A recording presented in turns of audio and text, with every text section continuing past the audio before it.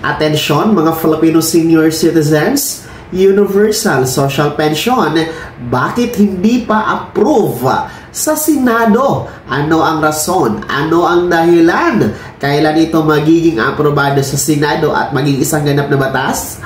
Pag-uusapan natin sa video na ito. Hold up.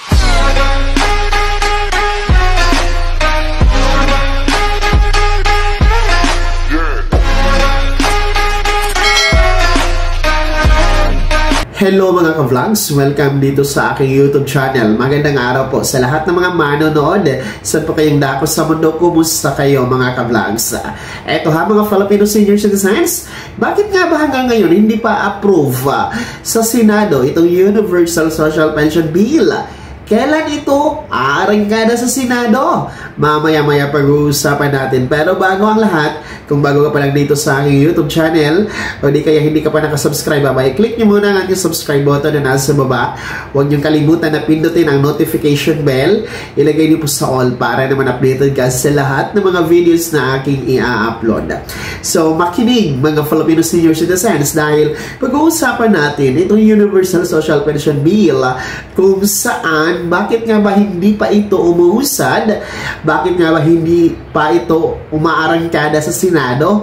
O in short, bakit hindi pa ito naisalang dyan sa Senado at hindi pa naging aprobado para maging isang ganap na batas? Ano nga ba ang tunay na dahilan? Well, kung babalikan kasi natin ang status dito sa Universal Social Pension Bill, 8 months ago, 8 buwan na ang nakaraan, na-approve po ito sa pangatlo at huling pagbasa, third and final reading sa Kongreso, sa Kamara.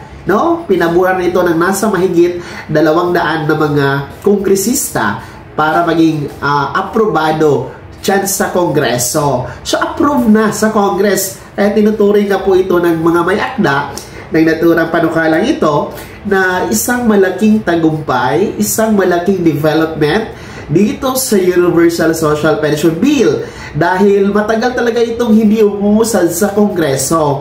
Kaya nga, labis po ang pagkatuwa ng mga may akda at ng mga senior citizen nang mapabalitaan na ito ay aprobado na sa Kongreso. Ang susunod po sa Kongreso ay ang Senado. So, natransmit naman po ito sa Senado, kaya lang 8 buwan ang nakakaraan, hindi tayo nakatanggap ng mga updates, mga balita, kung ano na ba ang nangyayari nitong Universal Social Pension Bill sa Senado. Kaya lang po ito naungkat dahil halalan ngayon, dahil kampanya na. And of course, kinukulit po ng mga may akda ang Senado sa status. Kaya dahil alam nyo na, gagamitin na naman ito ng mga may akda, ng mga kongresista, mga party list, particular ang United Senior Citizen Party List, ang Senior Citizen Party List, para sa kampanya, para makabalik sa pwesto. Ngayong Mayo,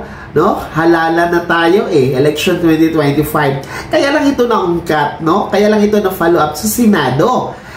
And kung naalala nyo, meron pong malaking pagtitipon ang United Senior Citizen Party List at ng mga senior citizens sa labas po ng Senado para ipanawagan ang agarang batas,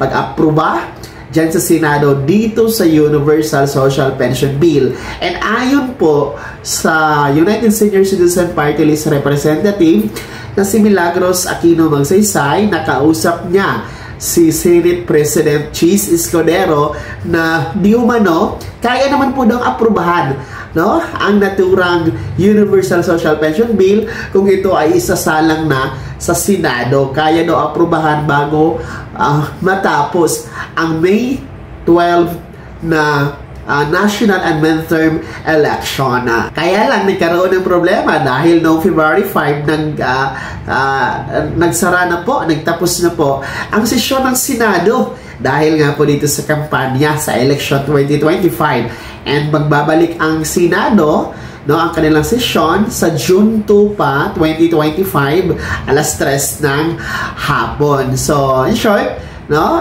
February tayo ngayon, aantay tayo ng nasa 3 hanggang 4 na buwan bago po magbalik ang sesyon ng Senado. So, ang katanungan ngayon, ano ang nangyari sa 8 buwan? Bakit naantala sa Senado itong Universal Social Pension Bill? So, ayun mismo, no, sa kay Congresswoman Milagros Aquino Magsaysay, ito pala ay nakabinbin lamang, no? Hindi na ilabas sa komitiba ni Senator Amy Marcos na siyang humahawak dito sa Universal Social Pension Bill.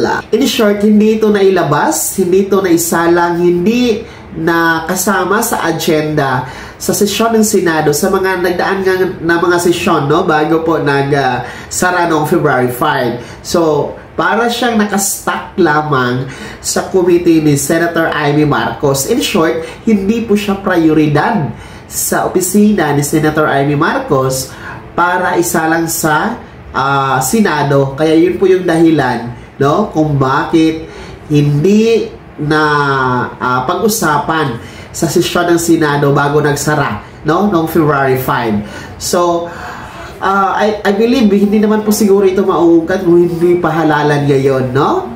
Biruin nyo, 8 months. Wala tayong nabalitaan na kinausap man lang ng ating mga may akda sa Kongreso, ang Senado.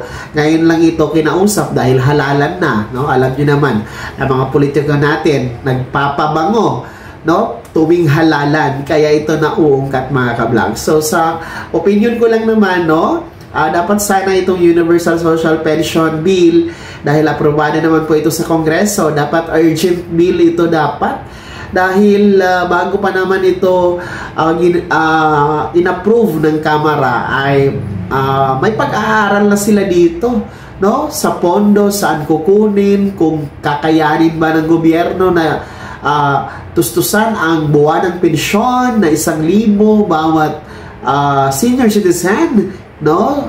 Kakayanin ba na hindi na kailangang mangutang sa ibang bansa, no? So, lahat ng yan, no, nakikita na nila nakakayanin ng gobyerno.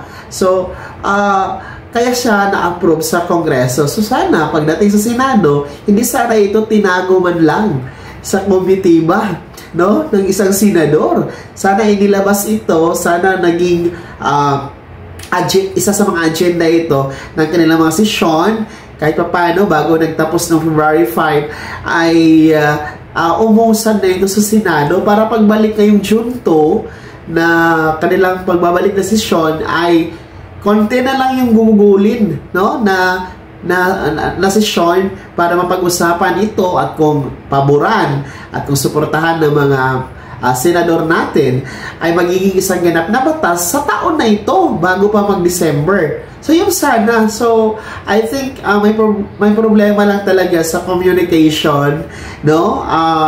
May problema sa follow-up sa communication sa Kamara to Senate, and I think din po sa Senate may problema po sa pag-handle nito, no? Dahil bakit ito naantala sa 8 buwan dyan sa committee ng isang senador. Let's see po, no, titingnan natin ngayong June 2 kung ano ang magiging status nito sa pagbabalik ng sesyon ng Senado, no? And we hope na ito ay mapag-uusapan na. So, yan ang ating aabangan sa susunod na sesyon ng Senado. Mangyayari yan June 2 2025, alas 3 ng hapon, mga lolo at lola. Kaya naman ha, mga senior citizens, ano yung komento sa balitang ito? Ano yung reaksyon, no, dito sa dahilan na bakit hindi pa ito approve sa Senado, no? Ibahagi niyo po, i-komento sa comment section na nasa baba. Pakilakip ng buong pangalan at kung taga saan kayo. Bago ko magtapos sa video na to, kung gusto niyo pong sumuporta sa aking YouTube channel, maaari niyo pong i-click ang ating super thanks button na nasa baba. Sa mga gusto maging miyembro, pwede po, i-click niyo po ang ating join button. Maraming perks dyan, mga ka-vlogs. Be my member now.